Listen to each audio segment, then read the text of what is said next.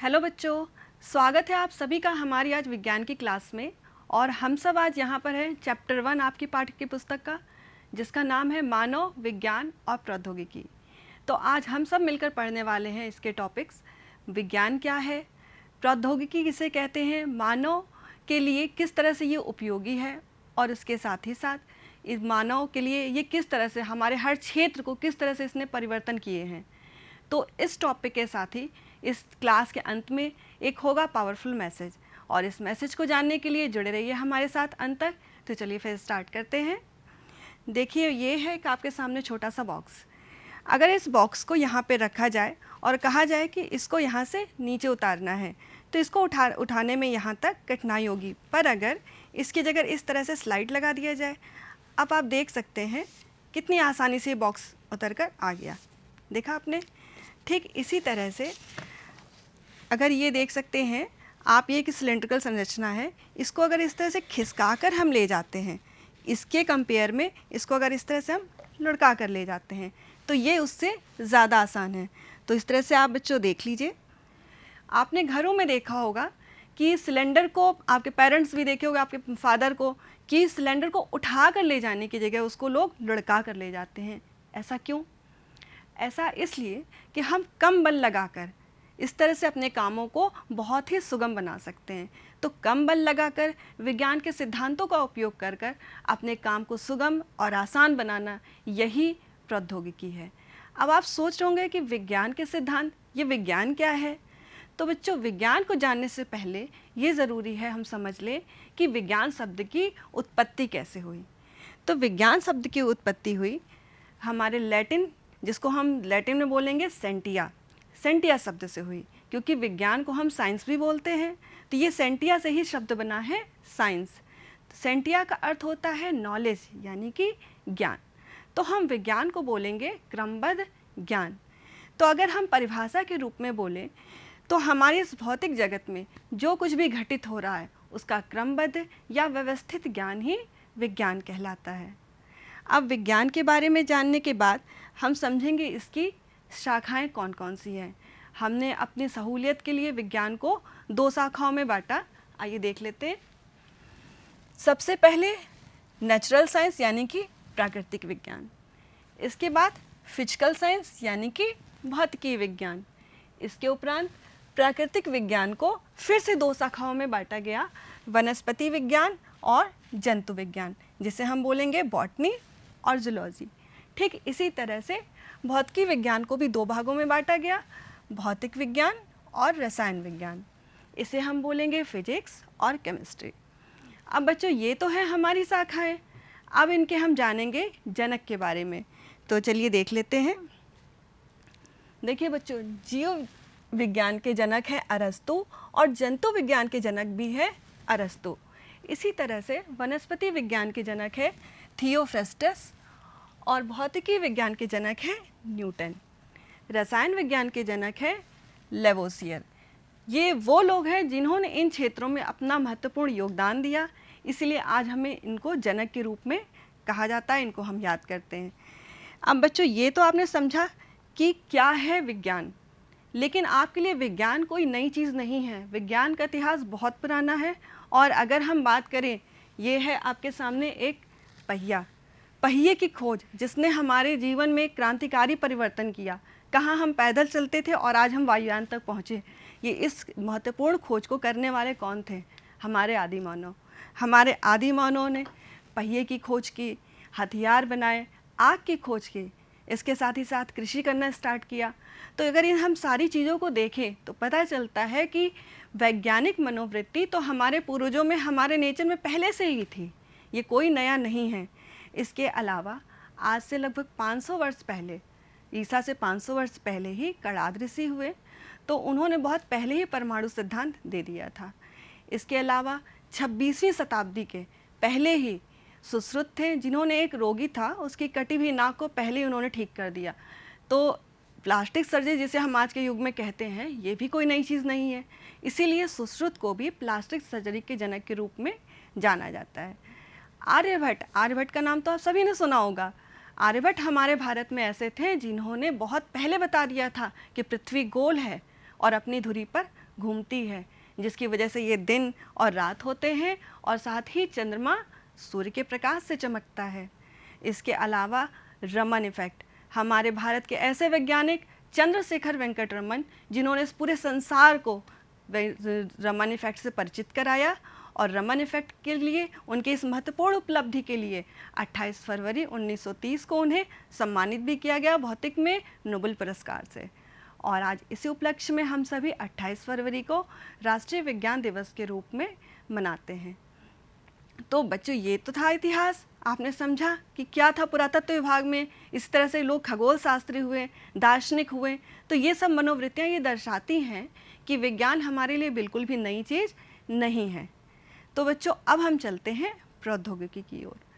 अब जब प्रौद्योगिकी की हम बात करते हैं तो कहा जाता है कि आवश्यकता ही आविष्कार की जननी है। आज इस कथन के कारण ही हम नीचे पैदल चलते थे, फिर हम बैलगाड़ी तक आए और आज हम वहाँ से वायुयान तक पहुँच सके। ये सब संभव हुआ इसी सोच के कारण और इसी प्रौद्योगिकी के कारण। तो हम कह सकते हैं कि विज्ञान के सिद्धांतों और नियमों का प्रयोग करके मानव हित में संसाधनों का निर्माण करना तथा उसका उपयोग करके अपने कार्यों को आसान बनाना, यही प्रौद्योगिकी है। अब अगर हम बात करते हैं शाब्दिक अर्थ की, तो देखते हैं बच्चों, देखिए टेक्नोलॉजी, इसका हिंदी नेम है प्रौद्योगिकी और इसे हम इंग्लिश में बोलेंगे टेक्नोलॉजी, जो कि ग्रीक के टेक शब्द से बना है, जिसका अर्थ होता है स्किल। स्किल मतलब कौशल। इसी तरह से आप देख सकते हैं लॉजिया, लॉजिया का मतलब है स्टडी। तो आपने देखा टेक शब्द बना है स्किल से और लॉजिया का मतलब है स्टडी। तो इसको अगर हम परिभाषा के रूप में बोले तो कह सकते हैं कि विज्ञान के नियमों एवं सिद्धांतों के अनुप्रयोग से मानव हित में संसाधनों का निर्माण ही प्रौद्योगिकी है। तो ये है प्रौद्योगिकी की परिभाषा। अब आप सोच रहे होंगे कि ये विज्ञान है, ये प्रौद्योगिकी है, पर इससे हमको क्या लेना देना है, हमारे जीवन में इसका क्या उपयोग है? इसका बहुत उपयोग है। अब मैं बताती हूँ आपकी इसकी उपयोगिता क्या है। तो अगर आप अपने घर में देखें या घर से बाहर निकलें, आज की डेट में आप कहीं भी नज़र उठाकर देखें तो पाएंगे कि हर जगह विज्ञान और प्रौद्योगिकी है। तो अब घर के अंदर की बात करते हैं। देखिए, आप पहले खाना बनता था किसमें? चूल्हे में, ईंधन से। लेकिन आज कैसे बनता है? आज खाना बनता है गैस से, सिलेंडर से, और भी कई ऑप्शन आ चुके हैं अब तो इस तरह से क्या हुआ, हम चूल्हे से गैस सिलेंडर तक आए। ये तो एक बेसिक ज़रूरत है। इसके अलावा टीवी, फ्रिज, कूलर, पंखा, कैलकुलेटर, कंप्यूटर, यहाँ तक कि मोबाइल। घर से बाहर निकलिए, कार, वायुयान, ट्रेन, मतलब जितने भी आपके यातायात के साधन हैं। इसके अलावा भी बहुत कुछ। आप आज की डेट में ऐसा कोई भी क्षेत्र नहीं है जो कि इससे अछूता रह गया हो। तो हम जहाँ भी देखेंगे वहाँ विज्ञान है और प्रौद्योगिकी है। अब हम आते हैं विज्ञान और प्रौद्योगिकी से हमारे जीवन में क्या क्या परिवर्तन हुए, विभिन्न क्षेत्रों में क्या क्या परिवर्तन हुए, ये देख लेते हैं। तो सबसे पहले हम बात करते हैं यातायात के क्षेत्र में। देखिए, पहले थोड़ी भी यात्रा करनी होती थी, हमको पैदल जाना पड़ता था। लोग मीलों मीलों की यात्राएं पैदल तय करते थे, हफ्तों महीनों तक लोग चलते रहते थे, तब कहीं जाकर पहुंचते थे। पर क्या आज ऐसा है? आज तो ऐसा बिल्कुल भी नहीं है। आप मीलों की यात्राएं पलक झपकते तय करते हैं। आज तो हमें सोचना भी नहीं पड़ता, हम एक देश से दूसरे देश जा सकते हैं बिना किसी परेशानी के और ज़्यादा समय लगे। तो हम धीरे धीरे क्या हुआ, पैदल से हम बैलगाड़ी पे आए, फिर हम साइकिल पे आए, फिर धीरे धीरे कारें बनी, मोटरसाइकिल आई। इस तरह से करते करते हम वायुयान, ट्रेन होते होते आज हम सुपरसोनिक जेट तक पहुंच गए। यानी हम दिन प्रतिदिन विकसित हो रहे हैं और ये सब संभव हुआ केवल प्रौद्योगिकी के कारण। तो यातायात में पहले क्या हुआ, पेट्रोल की खोज हुई जिससे हल्के इंजन बने, फिर हल्के इंजन से और बड़े इंजन बनाए गए, फिर इंजनों का प्रयोग करके बड़े बड़े यातायात के साधन बनाए गए। यही नहीं है, हमने समुद्री मार्ग तक को नहीं छोड़ा, क्योंकि हमें समुद्री मार्ग का भी उपयोग करना था, क्योंकि हमारी कोई सीमा नहीं है, हम हर सीमा को लांघना जानते हैं। तो इसलिए हमने समुद्री मार्ग को भी तय करने के लिए बड़े बड़े जहाज़ों का भी निर्माण किया। इसी तरह से अब बात आती है चिकित्सा के क्षेत्र की। पहले जहाँ क्या होता था गाँव में बच्चों, गाँव में डॉक्टर ही नहीं रहते थे, घरेलू इलाज होता था, वैद्य हकीम यही होते थे। तो क्या होता था, अक्सर लोगों को सही समय पे सही इलाज नहीं मिल पाता था, जिससे मृत्यु दर बहुत ज़्यादा थी। पर आज क्या ऐसा है? आज ऐसा बिल्कुल भी नहीं है। क्योंकि आज गांव में भी प्राथमिक चिकित्सा केंद्र खुल चुके हैं, डॉक्टर्स हैं, आज हर चीज़ अवेलेबल है। इसलिए आज मृत्यु दर में कमी भी आई है। और गांव में भी क्या होता है, अगर छोटी से छोटी बीमारी है तो लोग घर के बजाय प्राथमिक चिकित्सा केंद्र पे जाना ज़्यादा पसंद करते हैं। आज क्या है कि अगर हम इलाज तो नहीं सिर्फ कराना काफ़ी है, सही दिशा में इलाज कराना ज़रूरी है। इसके लिए विभिन्न प्रकार की जांचें भी संभव हैं, अलग अलग तरह खून की जांच, मल की जांच, सब अलग अलग जांचें भी आज हमको प्रोवाइड है, मिल जाती हैं। तो इस तरह से हमने काफ़ी हद तक विकास किया चिकित्सा के क्षेत्र में भी। अब बात आती है हमारे पास मनोरंजन के क्षेत्र में। देखिए पहले बच्चे क्या था, आपने देखा हो कबड्डी खेलेंगे, खो खो खेलेंगे, इसके अलावा गांव की औरतें ढोलक बजाना, क्षेत्रीय संगीत गाना, और जो घर के बूढ़े बुजुर्ग थे वो भी चौपाल, चौसड़ खेलना, शतरंज खेलना। पर आज आपको दिखते हैं ऐसे लोग बहुत कम, शायद ही गांव में कुछ बच्चे ऐसे खेलते हुए दिख जाएं। क्यों? क्योंकि आज उसकी जगह ले ली है वीडियो गेम्स ने, टीवी ने, मोबाइल ने। अगर हम बात करें टीवी तो एक ऐसा मनोरंजन का साधन आ चुका है कि जो चाहे बच्चा हो, चाहे वो जवान हो, चाहे वो बूढ़ा हो, हर वर्ग, हर एज का बच्चा आज हर व्यक्ति देखना पसंद करता है। तो टीवी ने मनोरंजन के क्षेत्र में कैसी क्रांतिकारी ला दी, क्रांतिकारी परिवर्तन किया कि सब कुछ, सारे जिसके अलावा जो मनोरंजन के साधन थे वो पीछे रह गए। इसके अलावा हम बात करते हैं जनसंचार की। जनसंचार में आपने मूवीज़ देखी होंगी, सीरियल्स देखे होंगे। पहले राजा महाराजाओं के टाइम पे क्या होता था, पहले होते थे कबूतर, कबूतरों से भेजा जाता था संदेश। उसके फिर बात क्या आया, दूत जाने लगे, दूत पैदल चल के जा रहे हैं, फिर घोड़ों पे बैठ के जा रहे हैं। फिर क्या हुआ, धीरे धीरे विकास हुआ और हमने व्यवस्था की, डाक व्यवस्था की। फिर डाक व्यवस्था आई, इससे क्या हुआ, चिट्ठियाँ आई। हम लोग के भी पेरेंट्स ने, माँ बाप ने यूज़ किया होगा चिट्ठियाँ भेजना, टेलीग्राम भेजना। पर क्या हुआ, इससे 4 से 6 दिन का, 10 दिन का टाइम लगता था। आज क्या ऐसा होता है? आज ऐसा बिल्कुल भी नहीं होता। आज तो हमने बस मैसेज लिखा और सेंड किया और मैसेज तुरंत पलक झपकते 1 सेकंड के अंदर पहुंच जाता है, चाहे वो व्यक्ति दुनिया के किसी भी कोने में बैठा हो। तो आज हमारे लिए ये टेक्नोलॉजी ही है, ये प्रौद्योगिकी है और विज्ञान ही है जिसके दम पे ये पॉसिबल हुआ कि हम संसार में कहीं भी, किसी भी कोने में बैठे व्यक्ति से तुरंत संपर्क कर सकते हैं। तो इसी तरह से अब हम आते हैं औद्योगिक क्षेत्र की ओर। औद्योगिक क्षेत्र की अगर हम बात करें बच्चों, तो आप देख सकते हैं कि बहुत सारे नए नए कारखाने हैं, पावर स्टेशन स्थापित किए जा रहे हैं, जिसकी वजह से आज हम विकसित देशों की बराबरी कर पा रहे हैं। और ये सब संभव हुआ प्रौद्योगिकी और विज्ञान के कारण। तो अगर बात करते हैं हम स्टील प्लांट की, तो सबसे पहले स्टील उत्पादन के लिए हमारे यहाँ जमशेदपुर, दुर्गापुर, भिलाई, राउरकेला, ये सभी जगह हैं जहाँ पर इसके कारखाने आप देख सकते हैं ये खुले हुए हैं। इसके अलावा हम बात करें ये जमशेदपुर की, जमशेदपुर को हम बोलते हैं आयरन सिटी ऑफ इंडिया। इसको हम आयरन सिटी ऑफ इंडिया इसलिए बोलते हैं क्योंकि यहाँ पे स्टील का उत्पादन बहुत ज़्यादा होता है। इसके अलावा आज हमारा देश पूरे विश्व में जापान को रिप्लेस करके दूसरे स्थान पे आ चुका है। और एक बहुत इंपॉर्टेंट बात कि आपने बच्चों ध्यान दिया, आपके घरों में जो स्टील के बर्तन यूज़ होते हैं वो स्टील के ही क्यों होते हैं, किसी और धातु के क्यों नहीं होते हैं? देखिए इसका जवाब ये है कि आपके घरों में जो बर्तन हैं उनको स्टेनलेस स्टील से बनाया जाता है। कारण ये है कि स्टेनलेस स्टील मजबूत तो होता ही है, साथ ही साथ इसमें कभी जंग नहीं लगती और इसको साफ़ करना बहुत ही आसान होता है। तो इस कारण से हमारे घर में उपयोग किए जाने वाले सभी बर्तन स्टील के यूज़ होते हैं ताकि हमको ज़्यादा परेशानी ना हो और ये बर्तन लंबे समय तक चले। तो ये यूज़ किया जाने वाला स्टील कौन सा होता है? Stainless steel. इसके बाद बात आती है जल विद्युत, जल शक्ति से विद्युत उत्पादन। देखिए इसके लिए हमारे यहाँ उत्तर प्रदेश में सोनभद्र जिले, देखिए सोनभद्र जिले में पिपरी नामक स्थान पर रिहंद बांध के ऊपर हाइड्रो इलेक्ट्रिक पावर स्टेशन बनाया गया है। और सबसे इम्पॉर्टेंट बात है कि ये जो रिहंद बांध है इसको हम गोविंद बल्लभ पंत सागर भी बोलते हैं, ठीक है।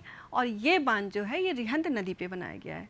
और रिहंद बांध, ठीक है, इसके द्वारा जो निर्मित जलाशय है, ये ध्यान देने की बात है बच्चों, ध्यान दीजिएगा, इसके द्वारा निर्मित जलाशय को भारत की सबसे बड़ी कृत्रिम झील भी कहा जाता है। फिर हम बात करते हैं कोयले से विद्युत उत्पादन की। देखिए इसके लिए ओबरा, अनपरा, पनकी, ऊंचाहार, इन सभी जगहों पर NTPC, जिसका फुल फॉर्म होता है बच्चों, ये देखिए आप, नेशनल थर्मल पावर कॉरपोरेशन, ये इसका फुल फॉर्म है। तो इसके कॉरपोरेशन के बहुत सारे पावर स्टेशन स्थापित किए गए हैं और भारत का सबसे बड़ा थर्मल पावर स्टेशन है मध्य प्रदेश में। यहाँ के सिंगरौली में विंध्याचल थर्मल पावर स्टेशन है जो कि भारत का सबसे बड़ा थर्मल पावर स्टेशन है। इसके बाद हम आते हैं नाभिकीय ऊर्जा से विद्युत ऊर्जा का उत्पादन। इसके लिए ट्राम्बे, नरोरा, राणा सागर, कलपक्कम में एटॉमिक पावर स्टेशन स्थापित किए गए हैं। पर आपको पता है भारत का सबसे पहला, सबसे पुराना एटॉमिक पावर स्टेशन कौन सा है? वो है तारापुर एटॉमिक पावर स्टेशन। और ये कहाँ पर स्थित है? ये है महाराष्ट्र में ठाणे के निकट। तो इस तरह से बच्चों आपने देखा कि हम औद्योगिक क्षेत्र में किस तरह से हम आगे बढ़ रहे हैं और हम विकास की गति हमारी कंटिन्यूअसली बढ़ती जा रही है और ये सब संभव हो पा रहा है विज्ञान और प्रौद्योगिकी के द्वारा। अब इसी तरह से हम बात करते हैं कृषि की। तो कृषि के क्षेत्र में भी हम कहीं पीछे नहीं हैं। क्यों? अब कृषि के क्षेत्र में पहले कृषि के लिए क्या होता था? सब कुछ था हमारे पास, खूब अच्छी उपजाऊ भूमि भी थी। आज से अगर हम कंपेयर करें तो बहुत अच्छी भूमि होती थी, लेकिन फिर भी हमारे जितना हम सोचते थे आशा के अनुरूप उत्पादन नहीं होता था। भूखमरी होती थी, लोग भूख से मरते थे, हमारे यहाँ पर्याप्त अनाज का उत्पादन नहीं हो पाता था। पर क्या आज ऐसा है? आज ऐसा नहीं है, क्योंकि आज आप कहीं नहीं सुनेंगे भारत में कि कहीं भूखमरी से लोग मर रहे हों। ऐसा बिल्कुल नहीं, क्योंकि हमारे यहाँ अब अनाज का पर्याप्त उत्पादन संभव है। पहले लोग सिंचाई के लिए क्या था? केवल वही बारिश का पानी या तो नदी का पानी, इसके अलावा उनके पास कोई व्यवस्था नहीं थी और साधनों के नाम पे रहट, ढेकुली यही होता था। और खेत जोतने के लिए हल और बैल पे डिपेंड थे। इसके अलावा बीज उनके पास वही पुराने होते थे। पर आज हमने इन सब चीज़ों में चेंज किया। आज हमारे पास नए नए साधन हैं, प्रौद्योगिकी का हमने यूज़ किया। हमारे पास हार्वेस्टर है, थ्रेसर है, अलग अलग तरह के यंत्र हैं जो हम खेतों में यूज़ करते हैं। इसके अलावा ट्यूबवेल है, हम सिंचाई पे केवल डिपेंड नहीं रहते कि जब बारिश होगी तो खेत सिंचेगा, बारिश नहीं होगी तो हमारे यहाँ सूखा पड़ जाएगा। इस कंडीशन से निजात पाने के लिए अब हमारे पास ट्यूबवेल भी है। इसके अलावा हम अब उन्नत किस्म के बीज यूज़ करते हैं। अब आप सोच रहे होंगे बीज तो बीज होता है, ये उन्नत किस्म के बीज क्या होते हैं? देखिए बच्चों, पहले क्या था कि एक जैसे हमारे पास दो तरह के बीज हैं। एक बीज है उससे फसल बहुत अच्छी होती है लेकिन कीड़े जल्दी लग जाते हैं। दूसरी है उसमें क्या है, कीड़े नहीं लगते लेकिन फसल बहुत अच्छी होती है। अब हम सोचें कि दोनों में जो क्वालिटी हमको अगर एक बीज में मिल जाए तो कैसा रहे? तो उन दोनों तरह के प्लांट्स में हम आपस में करा देते हैं क्रॉस। जब दोनों में आपस में क्रॉस हो जाता है तो एक नए तरह का बीज बनकर आता है जिसको हम कहते हैं संकर बीज, यानी कि हाइब्रिड सीड। उससे क्या होता है, उसमें दोनों क्वालिटीज़ होती हैं। वो अच्छी उपज भी देगा और साथ साथ उसमें जल्दी बीमारियां नहीं होंगी, जल्दी कीड़े नहीं लगेंगे। तो इस तरह के तैयार बीज को हम कहते हैं उन्नत किस्म के बीज। तो आज हम इस तरह के बीज यूज़ करते हैं जिससे हमारे यहाँ खेती में फसल भी ज़्यादा होती है और उसमें कीड़े और बीमारियाँ भी जल्दी नहीं लगते हैं।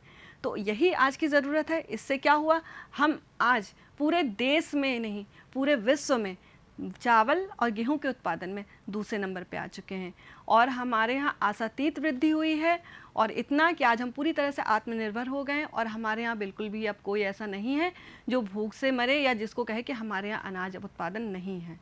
तो इस तरह से बच्चों कृषि के उत्पादन में हमने सिर्फ प्रौद्योगिकी और विज्ञान ही था जिसकी वजह से आज हम इस मुकाम तक पहुँच सके। तो इस तरह से आपने बच्चों ये देखा कि विज्ञान क्या है, प्रौद्योगिकी क्या है, हम किस तरह से इसका अपने दैनिक जीवन में उपयोग करते हैं और इससे हमारे दैनिक जीवन में क्या क्या परिवर्तन आते हैं। पर अब सवाल ये उठता है कि ये विज्ञान प्रौद्योगिकी, मैं बार बार यही बोली विज्ञान प्रौद्योगिकी, इन दोनों को मैं एक साथ क्यों बोल रही हूँ? अगर हम इनको बीच से सेपरेट कर दें, क्या हम दोनों को अलग अलग नहीं बोल सकते? क्या संभव है कि विज्ञान और प्रौद्योगिकी को हम अलग कर दें? तो इस सवाल का जवाब ये है कि ये संभव नहीं है, क्योंकि विज्ञान और प्रौद्योगिकी दोनों ही एक तरह से एक दूसरे के पूरक हैं। एक के बिना दूसरे के अस्तित्व की कल्पना करना निरर्थक होगा। देखिए जो विज्ञान है आपका, आपने पढ़ा प्रौद्योगिकी की परिभाषा में, इसको देखिए कि विज्ञान के सिद्धांतों और नियमों का अनुप्रयोग करके और जिन संसाधनों का निर्माण मानव हित में किया जाता है, यही प्रौद्योगिकी है। तो हम जब विज्ञान के सिद्धांत ही नहीं होंगे तो कैसे प्रौद्योगिकी संभव कर पाएंगे? तो इस तरह से बिना विज्ञान के प्रौद्योगिकी तो संभव ही नहीं है अस्तित्व में। अब आप सोच रहे होंगे कि ठीक है, प्रौद्योगिकी तो बहुत ज़रूरी है, विज्ञान बहुत ज़रूरी है प्रौद्योगिकी के लिए, पर क्या हमारे लिए प्रौद्योगिकी उतना ही ज़रूरी है विज्ञान के लिए? तो इसका जवाब है हाँ, प्रौद्योगिकी भी उतना ही ज़रूरी है, क्योंकि विज्ञान में जो हमारे सिद्धांत और नियम थे वो तो हमें मिल चुके हैं, पर अब हम नया जो करना चाहते हैं, जो हम इनोवेशन करना चाहते हैं, उसके लिए हमें प्रौद्योगिकी की बहुत ज़रूरत है। प्रौद्योगिकी से हम नए नए यंत्रों का निर्माण करते हैं, नई नई डिवाइसेस, नए नए टूल्स हमको मिलते हैं। उनके प्रयोग से हमारे लिए नई नई सिद्धांत बनाने के लिए हमें प्रयोग करना पड़ता है, और ये तभी संभव होगा जब हमारे पास उस प्रयोग करने के लिए नए नए टूल्स होंगे, डिवाइसेस होंगी। प्रौद्योगिकी के काम है कि हमें प्रयोगों को करने के लिए वो उपकरण मुहैया कराना। तो प्रौद्योगिकी के द्वारा हमें जो उपकरण मिलते हैं, हम उनसे प्रयोग करते हैं, और प्रयोग करके फिर से नए नए नियम, नए नए सिद्धांतों को प्रतिपादित करते हैं। फिर उन्हीं सिद्धांतों के आधार पर फिर कुछ नया बनाते हैं, तो वो हो गया प्रौद्योगिकी। तो इस तरह से आपने देखा, दोनों एक दूसरे पर डिपेंड करते हैं, हम दोनों को एक दूसरे से अलग बिल्कुल भी कर नहीं सकते हैं। तो इस तरह से बच्चों आपने देखा आज कि विज्ञान क्या है और क्या यूज़ है, और किस तरह से ये दोनों एक दूसरे से संबंधित हैं। पर जैसा कि मैंने आपसे कहा था क्लास के शुरुआत में ही कि आपको मैं क्लास के अंत में एक पावरफुल मैसेज बताऊंगी। तो अब बारी आती है powerful message of the day की। तो चलिए देख लेते हैं। देखिए, आप ये स्क्रीन पे देख रहे होंगे कि ये एक रेनबो बना हुआ है। अब आप रेनबो देखकर सोच रहे होंगे कि मैंने इसको क्यों दिखाया आपको। देखिए, रेनबो यानी कि इंद्रधनुष, रेनबो यानी कि इंद्रधनुष आपको देखना है और ये सोचना है। सिर्फ देखना ही नहीं है कि हाँ कलरफुल सा दिख रहा है, रेनबो है, 7 रंग है, सबको पता है इसमें 7 रंग होते हैं, 7 रंग होते हैं। इसको हम बोलते हैं विबग्योर, ये सभी ने पढ़ा होगा बच्चों ने। तो देखिए, इंद्रधनुष बना, लेकिन क्यों बना, आपको जानने की कोशिश करनी है। यानी कि आज का मैसेज ऑफ द डे यही है, एक्सप्लोर योर साइंटिफिक विज़न, यानी अपनी सोच को बढ़ाइए, अपनी सोच को वैज्ञानिक बनाइए, अपने सोचने का दायरा बढ़ाइए। देखिए, अब मैं एक छोटी सी स्टोरी आपको सुनाती हूँ। देखिए, न्यूटन, अभी आपने पढ़ा था भौतिकी के जनक न्यूटन, इसैक न्यूटन इनका पूरा नाम था। और ये एक बार पेड़ के नीचे लेटे हुए थे। लेटे लेटे अचानक ऊपर पेड़ से सेब, एक एप्पल का पेड़ था वो, और वहाँ से गिर के सेब गिरा नीचे। अब वो सोचने लगे कि सेब ये ऊपर से नीचे गिरा, ये नीचे से ऊपर क्यों नहीं चला गया, ऐसा क्यों हुआ कि पेड़ से नीचे ही गिरा, ऊपर भी तो जा सकता था। इसी चीज़ को उन्होंने सोचा, और सोच के आधार पर ही उन्होंने क्या खोजा, गुरुत्वाकर्षण का नियम। अगर सोचिए बच्चों, उन्होंने आज ये ना सोचा होता तो हमको गुरुत्वाकर्षण का नियम कैसे मिलता। तो ये उनकी वैज्ञानिक सोच को ही दर्शाता है। तो इसी तरह से बच्चों आपको भी देखना है। अब जैसे रात हो रही है, तो क्या आप सोचो कि रात हुई और हम सो जाएं, दिन हुआ हम जग जाएं, तो ये चीज़ नहीं है। अगर हो रहा है तो क्यों हो रही है, रात क्यों हो रही है, दिन हो रहा है तो क्यों हो रहा है। अगर हमको जाड़ा लग रहा है, हमने वुलन कपड़े डाल लिए, तो क्यों डाला, क्यों उससे से हमारा जाड़ा लगना हमको रुक गया। या हम पानी पी रहे हैं तो क्यों पी रहे हैं, हमारी पलकें झपक रही हैं तो क्यों झपक रही हैं। तो ये सब आपको सोचने की ज़रूरत है कि क्यों ऐसा हो रहा है। तो आपको विज्ञान सिर्फ पढ़ना ही नहीं है, विज्ञान के साथ जीना भी है। आपको उसको अपनी ज़िंदगी का एक हिस्सा बना लेना है, तभी आप धीरे धीरे अपनी सोच को बदल पाएंगे। आपको जो कुछ भी आपके चारों तरफ हो रहा है उसको देख के ये एनालाइज करना है कि ऐसा क्यों हो रहा है, ऐसा कैसे हो रहा है। आपको रीजन्स जानने, आपको कारण जानने का प्रयास करना है। तो धीरे धीरे एक दिन ऐसा आएगा, विज्ञान मात्र आपके लिए एक सब्जेक्ट नहीं रह जाएगा, एक विषय भर नहीं रह जाएगा, ये आपके लिए आपका पूरी तरीके से ये आपका दृष्टिकोण बन जाएगा। तो आपको यही अपना दृष्टिकोण चेंज करना है, आपको अपनी सोच को वैज्ञानिक बनाना है। तो ये तो हो गई हमारी सोच की बात। अब देखिए बच्चों, मैंने जो आज आपको पढ़ाया, ये हमारे चैप्टर का, हमने लोग इसको 2 पार्ट्स में पढ़ेंगे। तो ये इसके भाग 1 में था कि विज्ञान क्या है, विज्ञान शब्द की उत्पत्ति कैसे हुई। फिर मैंने आपको इसके रोचक तथ्यों में कुछ बताई, कुछ बातें कि क्या इसका इतिहास था, इसके अलावा क्या इसकी उपयोगिता हो सकती है, और हम कैसे इसको अपने जीवन में, इसको अपने विभिन्न क्षेत्रों में कैसे हमने इसको उपयोग किया और इससे क्या क्या चेंजेस आए। तो अब आपको अपनी पाठ्य पुस्तक लेनी है और उससे लेकर आपको इसी चीज़ को रिलेट करते हुए पढ़ना है। हमेशा कुछ एक्स्ट्रा करना सोचिए। हमारी बुक में अगर दिया हुआ है कि विज्ञान क्या है, हमने पढ़ लिया, उसके बाद लिखा है कि विज्ञान का सीधे लिखा उपयोग क्या है, लेकिन हमको अपनी सोच का दायरा क्योंकि बढ़ाना है, तो दायरा बढ़ाने के लिए हमको क्या करना होगा, कुछ अलग। और कुछ अलग करने के लिए क्या करना होगा, कुछ हर समय अपनी सोच को बढ़ाना है, यानी कि कुछ नया जानने की कोशिश करनी है, जिज्ञासु प्रवृत्ति के बनिए। जब हम जिज्ञासु प्रवृत्ति के होंगे, हम कुछ नया करेंगे, कुछ नया जानेंगे। और इस दुनिया में क्या ज़रूरत है, नए की ही तो ज़रूरत है, पुराना तो बहुत कुछ चला आ रहा है। जैसे विज्ञान के नियम की ही हम बात कर लें तो विज्ञान के तो नियम ऑलरेडी हैं बहुत सारे, लेकिन ज़रूरत है उसको और विकसित करने की। तो ये सब संभव है जब हम सब मिलके कुछ नया सोचेंगे। जब नया सोचेंगे, नए नए सिद्धांत आएंगे। जब नए सिद्धांत आएंगे तो प्रौद्योगिकी में कुछ और हम नया बनाएंगे और उसको हम किसी और लेवल तक लेकर जाएंगे। तो आज हमारी आपकी कोशिश यही करनी है कि हमको कुछ नया देना है। जो मैंने कोशिश आज यही की कि आपको भी वही करना है कि जब आप पढ़ रहे हैं चैप्टर को तो आप पढ़िए पहले विज्ञान क्या है, फिर विज्ञान शब्द की उत्पत्ति, क्योंकि हर शब्द के पीछे एक रीज़न होता है कि उसकी उत्पत्ति कैसे हुई।